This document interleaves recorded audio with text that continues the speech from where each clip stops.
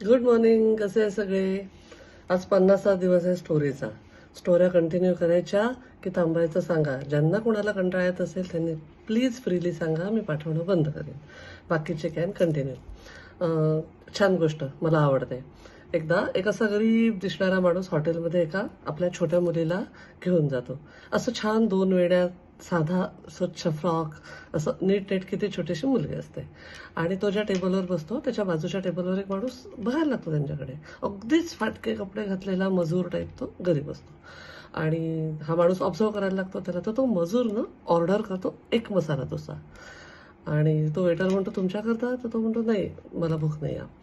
आणि त्याला तेवढ्यात काहीतरी अशा टुकटुक फोनवर काहीतरी फोन वाजतो, म्हणून तो फोनवर बोलायला लागतो. तर ह्या माणसाचं लक्ष जातं त्याच्याकडे.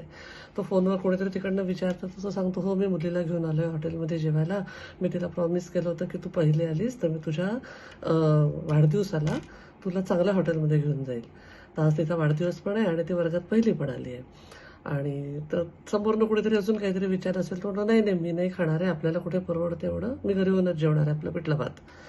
ह्या माणसाला काही कळत नाही. हा माणूस काउंटरवर जातो आणि त्या काउंटरवर सांगतो की त्या टेबलवर जे लोक बसले तिथे अजून 1 डोसा आणि 2 कॉफी आणि 1 छोटीशी मिठाई द्या. आणि त्यांचा स्वाभिमान दुखावेल म्हणून त्यांना हे नका सांगू की मी बिल पे केलं आहे त्याचं, हॉटेलकडनं तिला बक्षीस आहे असं सांगा.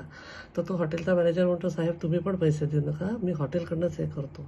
तर तो माणूस हॉटेलकडनंच डोसा, कॉफी आणि 1 मिठाई ऑर्डर करतो आणि तो एक वेटर तिथे घेऊन जातो टेबलवर. तर तो माणूस म्हणतो, पण अरे, मी तर 1च मसाला डोसा ऑर्डर केला होता. तर ते सांगतात, हो, तुम्ही 1 डोसा ऑर्डर केला होता, पण आमच्या हॉटेलतर्फे तुमच्या मुलीला पहिला आल्याबद्दल आणि वाढदिवस असल्याबद्दल हा डोसा आणि त्याची ट्रीट आहे. मग तो त्या मुलीला म्हणतो, बघ, अभ्यास केला की जग कसं बदलतं, सगळं चांगलं होतं आपल्यासोबत. तर तो विचारतो त्या वेटरला की हा डोसा मी घरी पॅक करून घेऊन जाऊ शकतो का? वेटर म्हणतो, का? तो म्हणतो, नाही, माझी बायको पण कधीच हॉटेलमध्ये आली नाही आणि तिने कधीच असा डोसा खाल्ला नाही. तर तो मॅनेजर येतो तेवढ्यात तिकडून. तो वाढदिवसाच्या शुभेच्छा देतो, अभिनंदन करतो आणि म्हणतो की आम्ही तुमच्या घरच्याकरता 3 डोसे, मिठाई असं सगळं पॅक करून देतो, तुम्ही काळजी करू नका, तुम्ही इथे बसून स्वस्तपणे खा.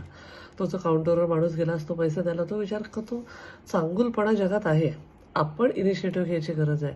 म्हणजे चांगुलपणाचं जर का बीज रोवलं तर त्याचं चांगलं फोफावू शकतं सगळीकडे. आपण चांगलं बनायची गरज आहे. आपण हा अनुभव नेहमी घेतो की आपण चांगलं केलं तर आपल्यासोबत चांगलं होतं. पण आपल्यासोबत चांगलं व्हावं म्हणून चांगलं करणं, याच्यावर एक छोटीशी गोष्ट आहे, मी ती नक्की सांगेन. एक आपण असं म्हणतो ना की निर्वाणा. What is nirvana? मी कोणाच्या तरी इंटरव्ह्यूत ऐकलं होतं की प्रत्येकाचे 3 चेहरे असतात. एक लोकांना दाखवायचा, एक आपल्या सर्कलमध्ये जो आपला दिसतो तो, आणि एक आपला पर्सनल. हे 3 चेहरे जेव्हा अलाईन होतील, जसे तुम्ही पर्सनल एकट्यात आहात तसेच लोकांमध्ये राहाल, दॅट इज निर्वाणा. तर चांगुलपणा फक्त दाखवण्याकरता न करता तो आतून मुळापासून आपल्यात आणायचा प्रयत्न करायचा. विचार करा. Stay blessed. I love you all.